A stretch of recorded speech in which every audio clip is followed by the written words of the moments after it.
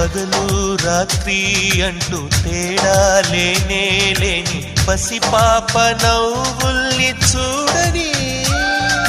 తోడు నీడా నువ్వై నాతో నడిచే నీకు